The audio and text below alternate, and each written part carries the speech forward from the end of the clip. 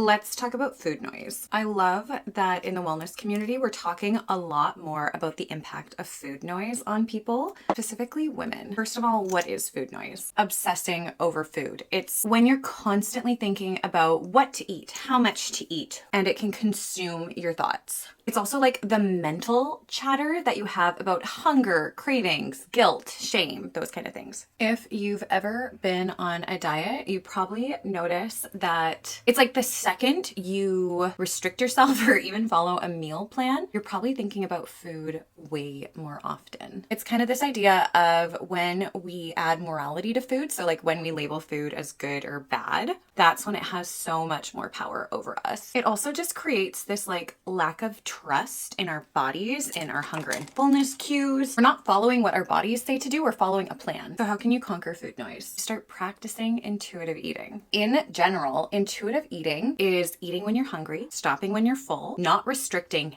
anything unless you have an allergy, and it's learning to honor your body. It's eating the foods your body wants to eat, and by doing that, you literally shut down food noise. Because the moment I tell you don't eat a cookie, what are you thinking about now? A cookie. If you're thinking I can't have that, I can't have that, thing that you want now has so much power over you. In my most recent YouTube video, I talked all about Skinny Talk, and one of the things we talk about is how their message is all about intuitive eating. They are not about restricting. Rather, they say eat everything you want, but just be super aware of the portion size. Because the second you tell yourself you can't eat that, that's when you want it. That's when you binge, and that's when we crash and burn. It's called the diet cycle. It doesn't work. But in contrast, intuitive eating is all about honoring your hunger and rebuilding your trust with food and with your body. It also reduces guilt and shame because there is now no moral value in eating. It's not good or bad, right or wrong. When you start to live this way, food literally becomes neutral. It's non-threatening, and you actually think